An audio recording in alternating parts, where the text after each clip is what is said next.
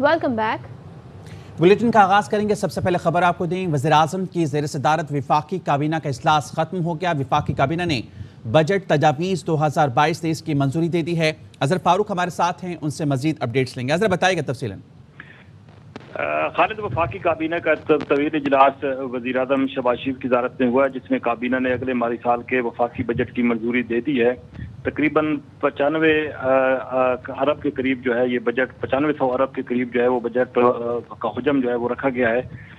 आज के इस इजलास में मुल्क की जो माशी सूरत हाल है उस पर तफसीली तौर पर कैबिनेट को ब्रीफ किया गया। बिलखसूस सरकारी मुलाजमीन के हवाले से तफसीली बहस हुई और मुख्तलिफ तजावीज़ पर गौर किया गया, लेकिन फैसला ये हुआ है कि सरकारी मुलाजमीन की तनख्वाहों में 15% जो है वो इजाफा जो है वो किया जाएगा और 15% इजाफा करने से कौमी खजाने पर 71 अरब 59 करोड़ रुपए जो है वो खर्च मजीद इजाफी जो है वो दरकार होंगे। इसके साथ साथ रिटायर्ड मुलाजमीन की जो पेंशन है उसमें 5% इजाफा करने पर इत्तेफाक हुआ है और कैबिनेट ने इस हवाले से सिफारिश जो है वो कर दी गई है। वफाकी काबीना ने वाज़ेह किया है कि रिटायर्ड मुलाजमीन की जो पेंशन है वो उसमें 10% बजट से पहले इजाफा हो चुका है, तो मजमूई तौर पर मिलाकर अब 15% जो है वो रिटायर्ड मुलाजमीन की पेंशन में इजाफा होगा और 15% ही सरकारी मुलाजमीन की तनख्वाहों में जो है वो इजाफा किया जाएगा। इसके साथ साथ वफाकी काबीना ने जो मुख्तलिफ वफाक के ज़ेर तमाम तरक्याती मनसूबे हैं उनकी भी मंजूरी दी है, तो टोटल जो हुजम है 9500 अरब का है, जिसकी कैबिनेट ने बाज़ाब्ता तौर पर अप्रूवल दे दी है और कुछ ही देर बाद वो कौमी असम्बली का इजलास शुरू होने वाला है, उसमें वफाकी बजट पेश किया जाएगा। ठीक है, अजहर फारूक तफसीलें आगाह कर रहे थे, बहुत शुक्रिया आपका। नए माली साल का वफाकी बजट आज पेश किया जाएगा। बजट का कुल हजम 9500 अरब रुपए होगा। दिफाई बजट के लिए 1586 अरब रुपए मुख्तस करने की तजवीज़ दी गई है। पेंशन की मद में 530 अरब और सब्सिडीज के लिए 578 रुपए मुख्तस किए गए हैं। वफाकी बजट 2022-23 महंगाई का नया तूफान आने का खदशा। घी और कुकिंग ऑयल मजीद महंगा करने की तैयारी। घी और कुकिंग ऑयल पर टैक्स और कस्टम ड्यूटी बढ़ाने की सिफारिश कर दी गई। खुर्दनी तेल की दरामद पर कस्टम ड्यूटी बढ़ाने की सिफारिश और घी कारखानों पर विंडफॉल लेवी लगाने की तजवीज़ है। डब्बा पैक खाने पीने की दरामदी अशिया पर एडिशनल कस्टम ड्यूटी नाफिज करने, दरामदी गाड़ियों और टायर्स पर ड्यूटीज़ में इजाफे और पालतू जानवरों की खुराक पर टैक्स बढ़ाने की तजवीज़ है।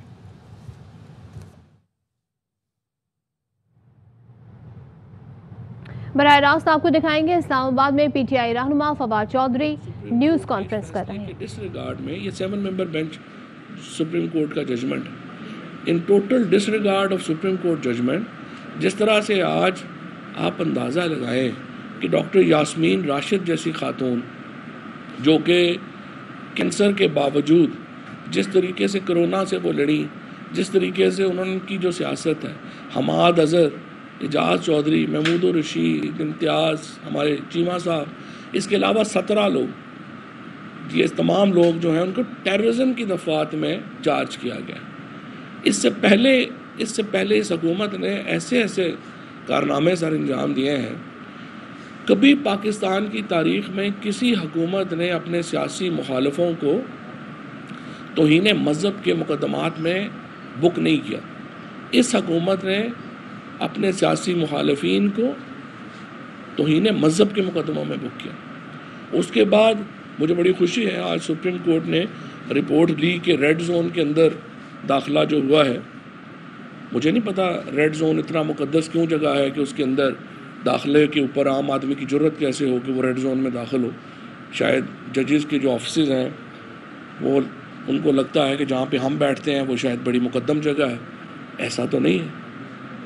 अगर ये आप रिपोर्ट मांग रहे हैं और इसके ऊपर आप कंटेम्प्ट के ऊपर आपने पहले भी एक ऑर्डर लिखा, तो फिर मेरा ये ख्याल है कि लोगों के घरों में घुस के जिस तरीके से आधी रात को औरतों के साथ बदतमीज़ी की गई, चादर चार दीवारी का, मेरे ख्याल में जो रेड जोन से कहीं ज़्यादा अहम ये बात है कि आपने लोगों के बेडरूम में आधी रात को घुसे, औरतों को आपने बेइज्जत किया, उसकी रिपोर्ट हमें चाहिए। रेड जोन की रिपोर्ट की अहमियत नहीं है, कई लोग गए होंगे, हम कई लोग नहीं गए, इमरान खान तो नहीं गए। असल इम्पॉर्टेंस ये है आप वो चार्ज कब ले रहे हैं और लोग अपनी सुप्रीम कोर्ट की तरफ देख रहे हैं कि किस तरह से आज हमने देखा कि जो सेशन कोर्ट में एक जज ने जुर्रत का मुजाहरा किया اور رانا ثناء اللہ کے اوپر پرچہ درج کیا، لاہور ہائی کورٹ نے اس کو سسپینڈ کر دیا۔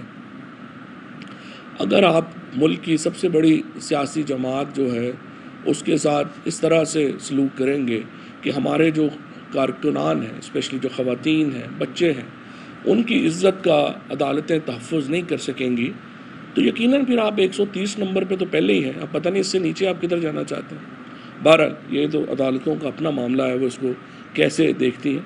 میری نظر میں آپ کو یہ کیس ساتھ ساتھ چلانے چاہیے، اور جس طریقے سے پولیس بروٹیلٹی ہوئی ہے، پولیس نے تشدد کیا ہے ہمارے لوگوں کے اوپر، اور آج کا جو واقعہ ہے جس میں دہشت گردی میں یہ کیا ہو رہا ہے، نریندر مودی اپنے سیاسی مخالفوں کو مقبوضہ کشمیر میں دہشت گردی کے پرچے پہ نامزد کر رہا ہے، یہاں پہ شریف حکومت اپنے مخالفوں کو دہشت گردی کے پرچوں میں، یہ جو دونوں بزنس پارٹنر ہیں نریندر مودی اور شریف فیملی، ان کی ذہنیت بھی اتنی ہی فاشسٹ ہے۔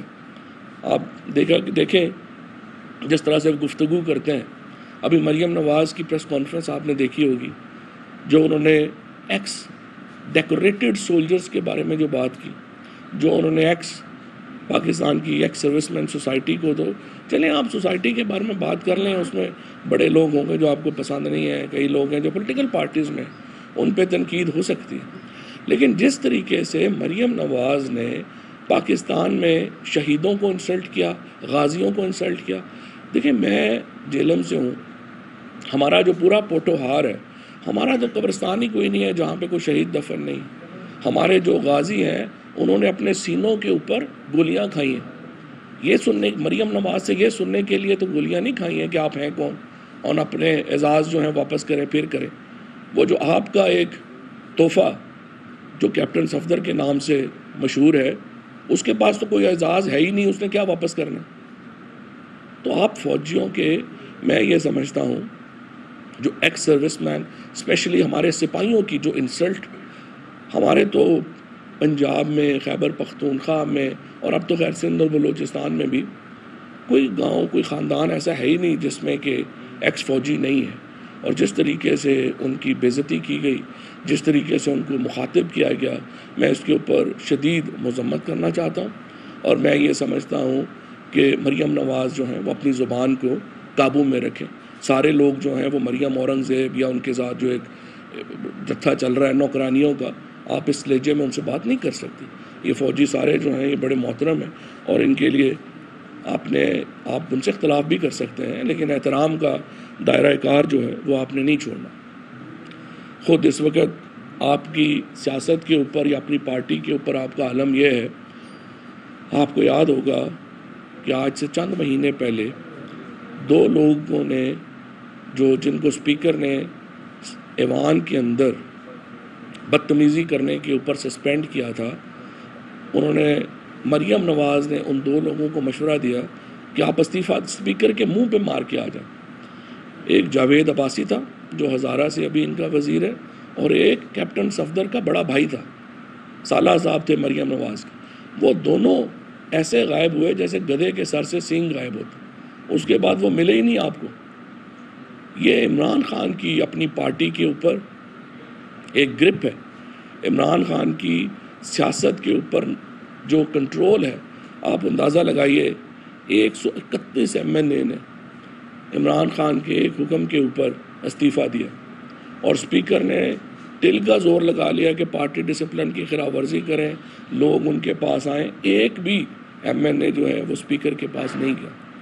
یہ آپ کو عمران خان کی یہ سیاسی تاریخ کا انوکھا واقعہ ہے۔ اس کی وجہ یہ ہے کہ جو کسی بھی MNA کے جو سب سے اہم چیز ہے وہ اس کا حلقہ ہے، وہاں پہ آپ نے استعفیٰ دیا، اور وہ آپ نے اس کو جو ہے اس کو قبول کروایا۔ یہ ایک ناول چیز ہے، کبھی اس سے پہلے تاریخ میں ایسا نہیں ہوا۔ اس کے بعد آپ دیکھیے آج بجٹ تو آ ہی رہا ہے، اتنی گرمی ہے باہر، اسلام آباد جیسے شہر میں آج درجہ حرارت آپ سمجھیے کہ گرم ترین زون میں، اس کے بعد جو باقی ملک میں جیکب آباد میں، میرپور خاص میں، وہاں تو حشر ہی ہو گئے۔ بدقسمتی کی بات یہ ہے کہ ان کے اوپر اس کے بعد بجلی بھی نہیں، انتہائی گرمی اور اس کے بعد بجلی بھی نہیں ہے. بجلی کیوں نہیں ہے؟ ایندھن منگانے کے پیسے نہیں ہیں ان کے پاس اپنے خوابوں کے پیسے ہیں، ایندھن کے پیسے نہیں ہیں. 54 لوگ منہ اٹھا کے ترکی چلے گئے اور اتنے بیوقوف ہیں. یہ بھی نہیں پہلے شہباز شریف صاحب نے پہلے انکوائر کرنے کی زحمت کی کہ ترکی تو خود ایک اکنامک میلٹ ڈاؤن سے گزر رہا ہے. ان کی تو اپنی معیشت کی حالت بڑی پتلی ہے، تو یہ بردگان سے جا کے کہہ رہے ہیں خدا کے لیے ہمیں کو پیسے دے دیں. ان کے دماغی معائنے کی ضرورت.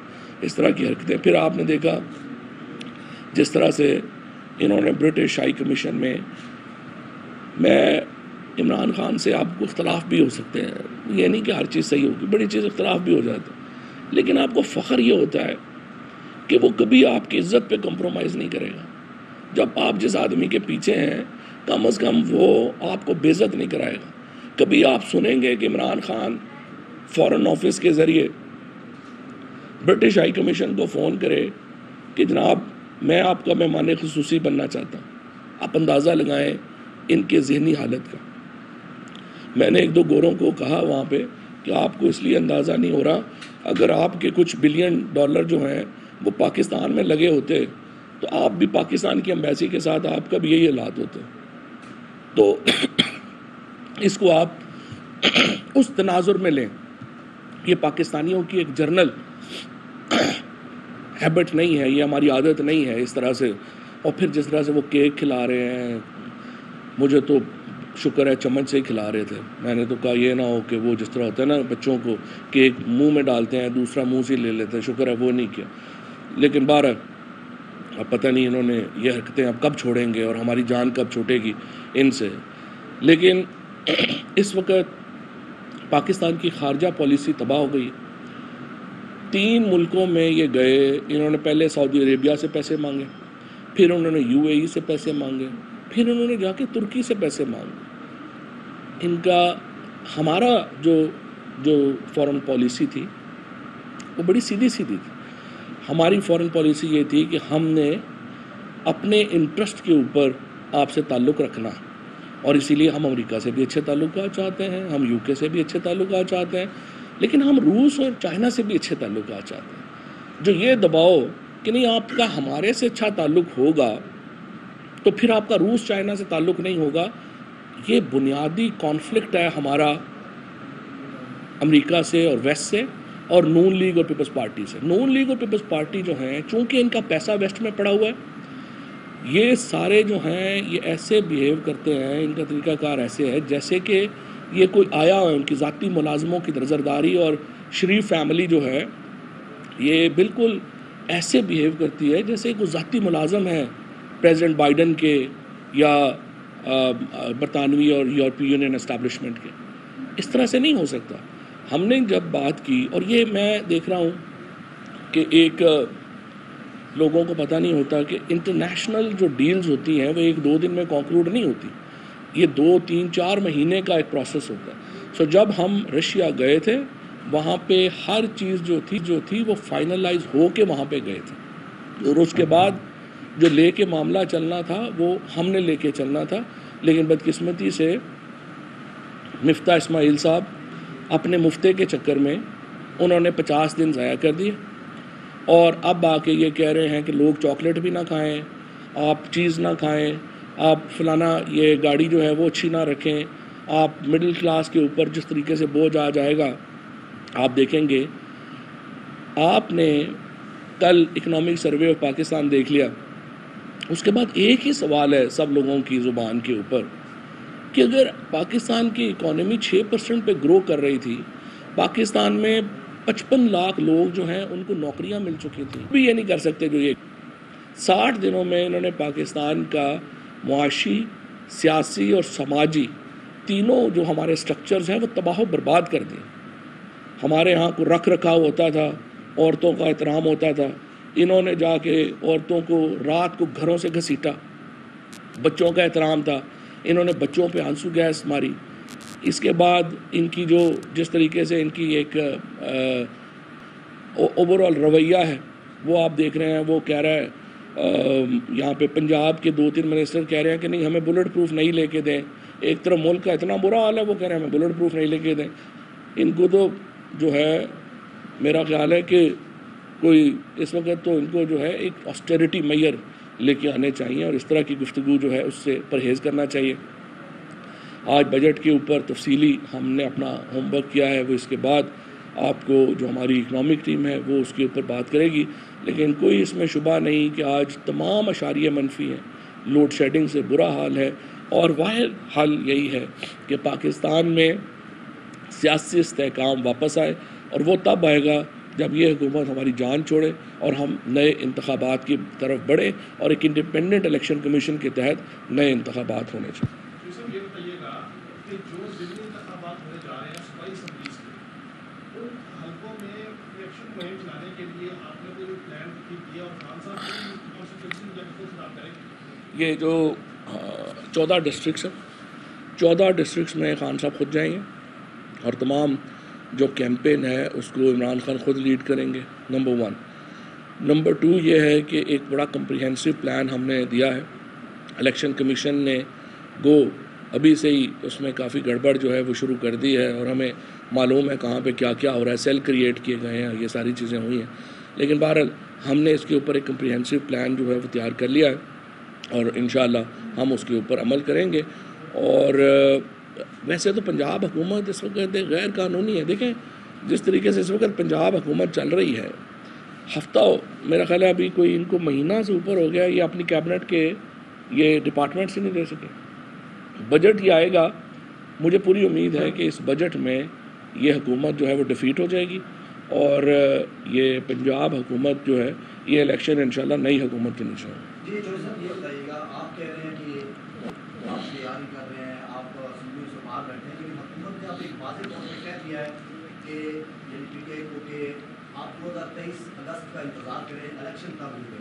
پھر آپ کیا کریں گے؟ آپ اسمبلیوں میں نہیں جا رہے، پھر آپ یہی لانگ مارچ کہتے رہیں گے، کیا کریں گے؟ دیکھیں بات یہ ہے، اسمبلیاں کیا ہے؟ اسمبلیاں ہیں ول آف دا پیپل کو جو ریپرزینٹ کرتی ہے. اب یہ اسمبلی جہاں پہ اپوزیشن لیڈر یہ کہہ رہا ہے، جو لوٹا ایسوسیشن کا چیئرمین ہے، آپ اندازہ لگائیں کہ کیا کسی اور ملک میں جس میں تھوڑی سی بھی موریلٹی ہو، کیا لیڈر آف اپوزیشن کھڑا ہو کے یہ کہے گا کہ میں نے اگلا ٹکٹ وزیر اعظم صاحب کی پارٹی سے لینا ہے؟ آپ مجھے بتائیں اس اسمبلی کی کیا حیثیت ہے، اور اس اسمبلی کے اندر بیٹھے ہوئے جو اس وقت لوگ ہیں ان کی کیا مورل سٹینڈنگ ہے؟ ان کی اخلاقی حیثیت جو ہے وہ بہت پست ہے. اور اس لیے ایک ایسی اسمبلی کا حصہ بننا، ویسے جس طرح میں نے آپ کو بتایا کہ بڑا مشکل کام ہے، لوگ اپنے حلقوں میں نہیں جا رہے کر، بڑا مشکل کام ہے. لیکن میرا یہ خیال ہے کہ یہ تو ان کی خواہشیں ہیں نا کہ ہم سال رہیں گے. ہمارا صرف پرابلم، ہمیں حکومت کو یہ 2-4 مہینے دینے میں ایشو نہیں ہے. پرابلم یہ ہے جس طرح سے یہ پاکستان کو چلا رہے ہیں، جب یہ جائیں گے تو بینک کرپسی ہو چکی ہوگی، اس کو کیسے آپ سنبھالیں گے؟ تو ہم اسی لیے چاہتے ہیں کہ جلد از جلد جائیں تاکہ آپ اس کے اوپر کوئی اپنا ریمیڈیل کام جو ہے وہ لا سکیں. فی الحال تو لوشے لگے ہوئے ہیں. سیاسی لوگ ہیں آپ، اور یقیناً سیاسی رابطے بھی کر رہے ہیں. آج ذرا حقائق سے بات کیجیے گا کہ جب سے حکومت گئی ہے، نئی حکومت آئی ہے، کتنی دفعہ سیاسی طور پر رابطہ ہوا اور اس کی میچورٹی کیا ہے، پرابلمس کیا ہیں؟ یہ پریس کانفرنس والی بات ہے نا. اور سر بتائیے گا، اس طرح آپ نے بات کی امریکہ صاحب کے حوالے سے، جب ان کا گھر ٹوٹ گیا تھا، جب ان کی بیوی انہوں نے ایک ویڈیو پیغام جاری کیا تھا اور کہا تھا کہ پی ٹی آئی پر تنقید کے بعد سب کچھ میرے ساتھ ہوا ہے، اور اس میں کہا تھا کہ ذمہ دار اس کی خان صاحب ہے. تو آپ کیا سمجھتے ہیں کہ ملک ذمہ دار بھی جن کی ڈیتھ ہوگی اب اس پہ کیا اچھا نہیں لگتا.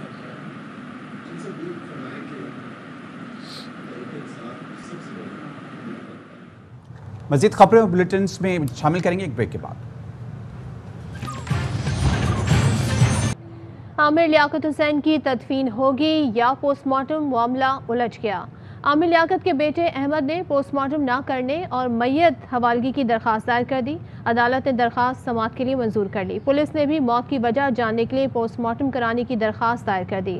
درخواست میں کہا گیا ہے ڈاکٹر عامر لیاقت کا قتل ہوا یا طبعی موت ہے، پتہ کرنا ہے، پوسٹ مارٹم کی اجازت دی جائے. Police surgeon, M L O اور میجسٹریٹ اس وقت سرد خانے میں لاش کا معائنہ کر رہے، میت کا جائزہ لے کر رپورٹ مرتب کریں گے. رپورٹ عدالت میں پیش کی جائے گی، جس کے بعد عدالت پوسٹ مارٹم کا فیصلہ کرے گی. بھارتیہ جنتا پارٹی رہنماؤں کی جانب سے گستاخانہ بیانات کے خلاف بھارت کے مختلف شہروں میں احتجاج کا سلسلہ جاری ہے. نماز جمعہ کے بعد जामा मस्जिद नई दिल्ली में लोगों की बड़ी तादाद ने एहतजाज किया और मोदी सरकार के खिलाफ नारे लगाए। कोलकाता में भी नमाज जुम्मा के बाद मुख्तलिफ इलाकों में एहतजाज किया गया। इलाहाबाद के इलाके प्रयागराज में मुजाहिरीन को मुंतशिर करने के लिए पुलिस ने शैलिंग और लाठी चार्ज किया, जिसके बाद इलाके में कशीदगी बढ़ गई। मगरबी बंगाल और तेलंगाना में भी भारतीय जनता पार्टी रहनुमाओं के खिलाफ रैली निकाली गई। लुधियाना में मुजाहिरीन ने नौपुर शर्मा और नवीन जंदाल के पुतले जलाए।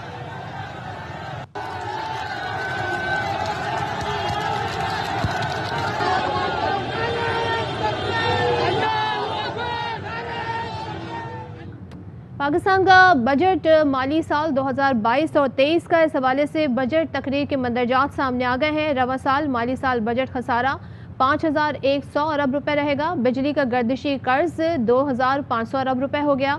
गैस के शोबे में पहली बार गर्दिशी कर्ज आया जो 1,400 अरब रुपए रहा। सरकारी दफातर के लिए फर्नीचर इस तरह के सामान की खरीदारी पर पाबंदी आयद की जाएगी। काबीना और सरकारी अफसरान के पेट्रोल में 40% कटौती कर दी गई है। तो बजट तकरीर के मंदरजात सामने आ रहे हैं।